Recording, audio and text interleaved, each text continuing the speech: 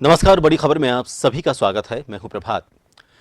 भारत को आजादी भीख में मिलने संबंधी बयान पर फिल्म अभिनेत्री कंगना रनौत लगातार विवादों में पड़ी हैं और अब पद्मश्री सम्मान वापस लेने की मांग विपक्ष कर रहा है। कांग्रेस नेताओं ने कंगना के बयान को देशद्रोह करार दिया। एनसीपी नेता नवाब मलिक ने तंज कसते हुए कंगना की गिरफ्तारी की मांग की है। मामले पर कांग्रेस के वरिष्ठ नेता आनंद शर्मा ने कहा कि कंगना रनौत का बयान महात्मा गांधी, पंडित नेहरू और सरदार पटेल जैसे स्वतंत्रता सेनानियों का ही नहीं, बल्कि सरदार भगत सिंह, चंद्रशेखर आजाद जैसे क्रांतिकारियों के बलिदान का अपमान है। उन्होंने कहा कि प्रधानमंत्री को अपनी चुप्पी तोड़नी चाहिए और देश को बताना चाहिए कि क्या वो कंगना रनौत की राय का समर्थन करते हैं। अगर नहीं करते हैं तो सरकार को ऐसे लोगों के खिलाफ उचित कानूनी कार्रवाई करनी चाहिए। शर्मा ने जोर देकर कहा कि माननीय राष्ट्रपति को कंगना से तत्काल पद्म सम्मान वापस ले लेना चाहिए।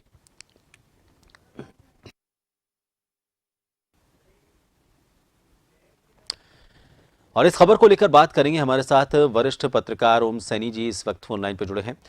ओम जी, पद्मश्री एक अपने आप में सम्मान की बात कही जाती है, लेकिन उसके तुरंत बाद एक नया विवाद पद्मश्री को लेकर इसलिए जुड़ गया है क्योंकि अब पद्मश्री सम्मान वापस लेने को लेकर जो कारण बताया जा रहा है वो सोच, बयानबाजी और आजादी को लेकर खासतौर पर। क्या लगता है आपको अब इसमें सियासत इन्वॉल्व हो गई है, इस वजह से ये पूरा मामला इस तरह से खिंचता हुआ नजर आ रहा है, या फिर इस बयान को अगर हम दूसरे मायने में देखें कि क्या ये उनका निजी बयान माना जाए या फिर इसको पद्मश्री से जोड़कर देखा जाना चाहिए? देखिए, निजी बयान कुछ भी नहीं होता। जिनको आपने सम्मान दिया है पद्मश्री का, इसका मतलब आपने काफी कुछ खोज दरियाफ्त की होगी, तो आपके चयन में ही जब गड़बड़ रही है।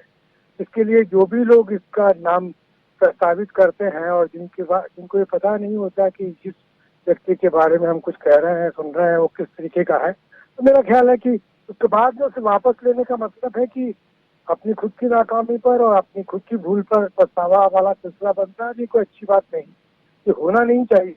जो हो गया वो हो गया, लेकिन साथ साथ में अब अ, वापस पद्मश्री का वापस लेना या किसी भी सम्मान का वापस लेना अपने आप में एक गलत परंपरा हो। जी, इसको लेकर मीडिया पर भी एक सवाल ये उठ रहा है कि मीडिया संस्थान अगर इस तरह की कोई बातें होती हैं तो उनको मंच अब उन्होंने दे दिया लेकिन उस वक्तव्य को इस तरह से मीडिया में जाहिर नहीं करने देना चाहिए था, क्योंकि इससे कई लोगों की भावनाएं आहत हुई हैं। बिल्कुल ठीक कह रहे हैं। सचमुच में मीडिया की अपनी रेस्पॉन्सिबिलिटी है, वो खुद अपने आप पर संपादन कर सकता है। इस तरह के बयानों को अपने क्यों आगे बढ़ाना चाहता है। जो भी एंकर या जो भी संवाददाता बात कर रहा है, उसको कह देना चाहिए कि ये आपकी बात हम चाहेंगे नहीं, क्योंकि आप समझ नहीं रहे कि इसके कॉन्सिक्वेंसेस क्या होंगे। तो पहले जो संपादन का काम प्रारंभ में कर देता था संवाददाता या एंकर, वो अब हो ये रहा कि उसको, मेरा ख्याल है कि कमर्शियल हितों को देखते हुए, टीआरपी को देखते हुए या प्रसार संख्या को देखते हुए लोग छापने लगे, जो कि गलत परंपरा है। इससे बचना चाहिए। अच्छे पत्रकार कभी भी ऐसा नहीं करते जैसा कि ये हुआ है। बहुत शुक्रिया ओम जी हमसे जुड़ने के लिए। तो इस विवाद पर अलग अलग तरह की राय सबकी सामने आ रही है, लेकिन कई पक्षों का यह कहना है कि अगर इस तरह की मानसिकता वाले लोगों को पद्मश्री दिया जाता है तो ये पद्मश्री का अपमान है, और ऐसे में ये सोच रखने वाले जो कि देशद्रोह की श्रेणी में आते हैं, जो देशभक्तों का अपमान करते हैं, उनसे पद्मश्री वापस ले लेना चाहिए। हालांकि इसके बाद इस अपनी बात को लेकर कंगना रनौत की तरफ से कोई जाहिर तौर पर प्रतिक्रिया तो सामने नहीं आई है, और इसका इंतजार भी किया जा रहा है, लेकिन कई तरह के सवाल खड़े हो रखे हैं और अब लगातार विपक्ष को एक जो मौका मिला है उसको वो चूकना नहीं चाहता, और इस मामले पर केंद्र सरकार को घेरने से वो पीछे नहीं हट रहा।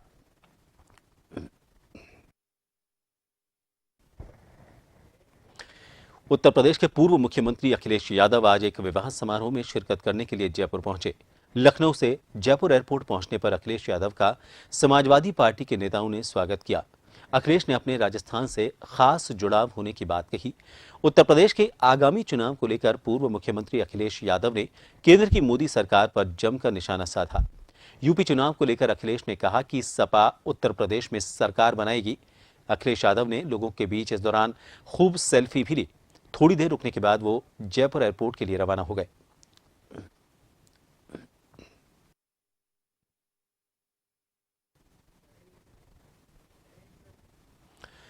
और इस खबर पर बात करेंगे। जयपुर से हमारे वरिष्ठ संवाददाता अनिल सेन फोन लाइन पर जुड़े हैं।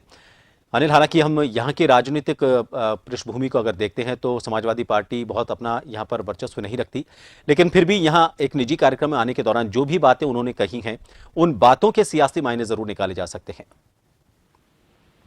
देखिए बिल्कुल प्रभात, और यही रहा खासतौर से समाजवादी पार्टी के अखिलेश यादव जो पूर्व मुख्यमंत्री उत्तर प्रदेश से हैं। राजनीतिक हलचल उत्तर प्रदेश में चल रही है, तो ऐसे में यहाँ का जो बयान दिया हुआ वो भी कई मायने रखता है। खासतौर से अखिलेश यादव ने दर्ज करा है कि राजस्थान में आने के बाद में यूपी में जो इलेक्शन होने वाले उसमें समाजवादी पार्टी सत्ता मा रही है। ये भी दावा किया कि क्षेत्रीय जो पार्टियां हैं वो भी समाजवादी पार्टी के साथ में है, और समीकरणों का भी हवाला यहाँ पर अखिलेश यादव के दिया गया है। इसमें किसान आंदोलन और महंगाई को बड़ा मुद्दा यहाँ पर माना है। अखिलेश यादव ने कहा कि जनता के बीच में महंगाई का इतना बड़ा इश्यू है कि वो भारतीय जनता पार्टी को पटकनी देने के लिए तैयार है। 400 विधानसभा सीटों वाले इस स्टेट में यानी उत्तर प्रदेश के अंदर सपा का दावा है कि भारतीय जनता पार्टी को बहुमत तो बहुत दूर की बात है, 40 सीटें भी अगर आती हैं तो वो एक बड़ा कदम कहीं ना कहीं होगा। अखिलेश यादव ने दावा किया कि किसानों का जो आंदोलन है और किसानों का जो मूड है वो पूरी तरह से बीजेपी के खिलाफ है, और आने वाले दिनों में समाजवादी पार्टी ये जो विधानसभा के चुनाव होने वाले उत्तर प्रदेश में उसमें अपना परचम लहराएगी और सत्ता पर भी काफी जल्द। जी बहुत शुक्रिया अनिल तमाम जानकारी के लिए। तो समाजवादी पार्टी के जो नेता हैं मुखिया अखिलेश यादव, वो एक निजी कार्यक्रम में हालांकि जयपुर के पास आए थे, लेकिन इस दौरान उन्होंने जो भी बातें मीडिया से उस दौरान कही उसमें साफ तौर पर केंद्र को वो निशाने पर लेते हुए नजर आए। उत्तर प्रदेश की राजनीति को लेकर उन्होंने कहा कि उत्तर प्रदेश की राजनीति अब समाजवादी पार्टी को ही पुकार रही है और अगला जो चुनाव होने वाला है उसमें समाजवादी पार्टी बहुमत के साथ वहां पर विजयी होगी।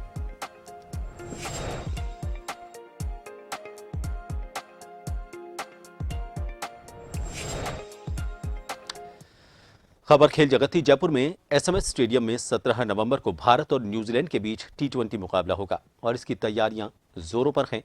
आज आर अश्विन, श्रेयस अय्यर, ईशान किशन सहित टीम इंडिया के कई खिलाड़ी गुलाबी नगर पहुंचे। वहीं भारतीय क्रिकेट टीम के कोच राहुल द्रविड़ भी यहां आ चुके हैं। जयपुर में 8 साल के लंबे इंतजार के बाद टी20 मुकाबला खेला जाना है। 17 नवंबर को होने वाले इस मुकाबले में भारत और न्यूजीलैंड की टीमें आमने सामने होंगी। इस हाई वोल्टेज मुकाबले की तैयारियां बड़े स्तर पर चल रही हैं। टीम इंडिया के कई खिलाड़ी कोच राहुल द्रविड़ के साथ जयपुर पहुंच चुके हैं। 2 दिन के होटल में क्वारंटीन के बाद ये टीम अभ्यास करेगी, जबकि न्यूजीलैंड की टीम रविवार को टी20 वर्ल्ड कप का फाइनल मुकाबला खेलकर जयपुर पहुंचेगी। भारतीय टी20 टीम की कमान इस बार रोहित शर्मा के हाथों में रहेगी। दर्शकों के लिए आरसीए की तरफ से ऑनलाइन टिकट की बिक्री शुरू कर दी गई है।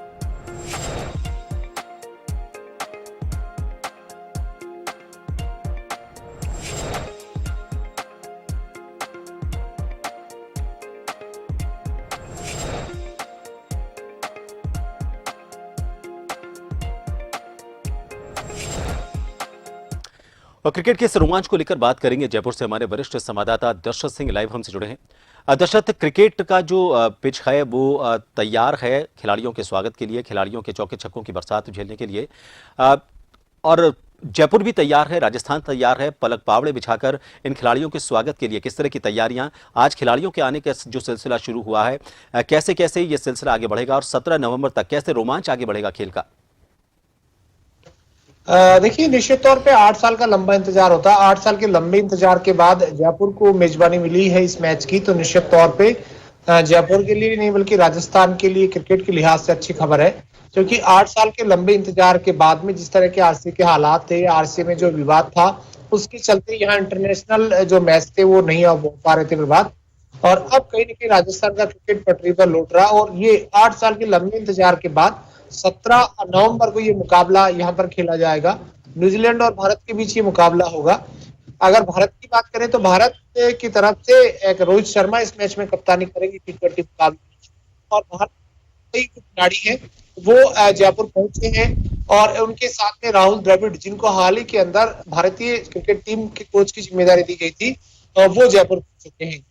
जहां तक न्यूजीलैंड की टीम का सवाल है, तो न्यूजीलैंड का एक फाइनल मुकाबला वर्ल्ड कप का है जो खेला जाना है दुबई में, वो वहां पर है, और उसका जो मुकाबला ऑस्ट्रेलिया के साथ होगा संडे को, उसके बाद न्यूजीलैंड की टीम जयपुर आएगी। लेकिन राजस्थान के लिहाज से और जयपुर के लिहाज से इन खिलाड़ियों के लिए खासकर इन मैच का उत्साह है वो कहीं ना कहीं कह सकते हैं चरम पर है।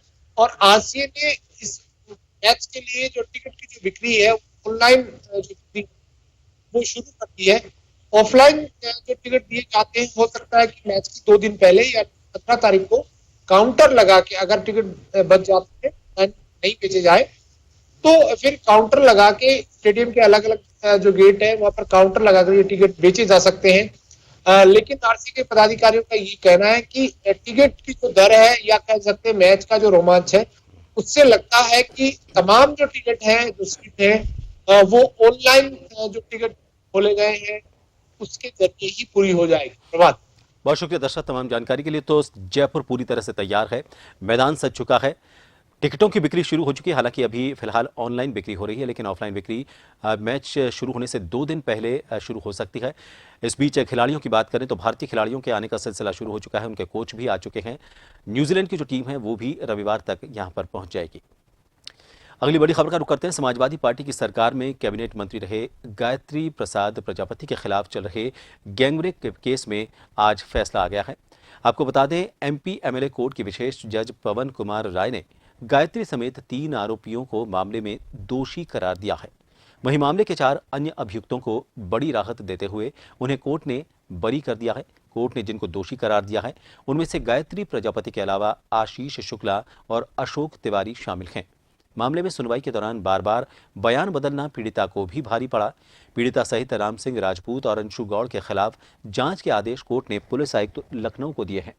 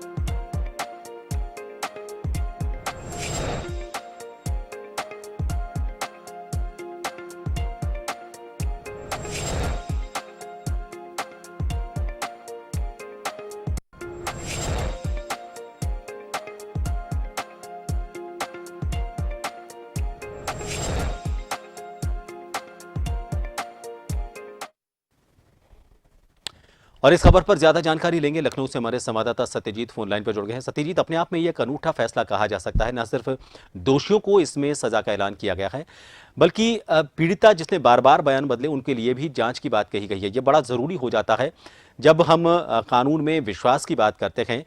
तो इस तरह की जो पेचीदगियां होती हैं जिसमें बार बार बयान बदले जाते हैं, ये उस कानूनी प्रक्रिया को बहुत लंबा कर देते हैं और इसकी वजह से एक स्तर ऐसा आ जाता है, ये लगने लगता है कि कब फैसला होगा, कितनी देरी से फैसला होगा। तो अपने आप में एक अनूठा फैसला कहा जा सकता है।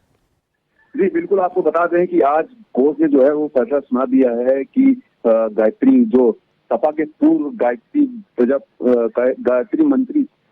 प्रसाद प्रजापति मंत्री जो हैं थे, उनको उम्र कैद की सजा सुना दी है। आज कोर्ट ने ये फैसला बड़ा सुनाया। उनके साथ ही साथ उनके वकील का जो कहना था कि गायत्री समेत 3 लोगों को उम्र कैद की सजा सुनाई गई है, अशोक तिवारी, आशीष शुक्ला और गायत्री प्रजापति को।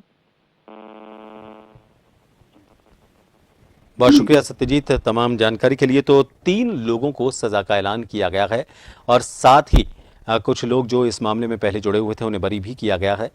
लेकिन इसके साथ ही जो पीड़िता ने बार बार बयान बदले थे उसको लेकर भी एक जांच कमेटी बिठाई गई है, जांच करने के लिए कहा गया है।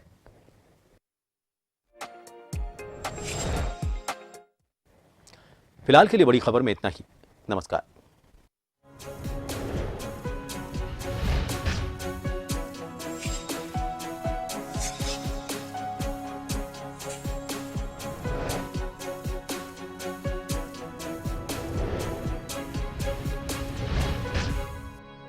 जन टीवी की लेटेस्ट अपडेट पाने के लिए हमारे चैनल को जरूर सब्सक्राइब करें और नोटिफिकेशन पाने के लिए बेल आइकॉन दबाएं।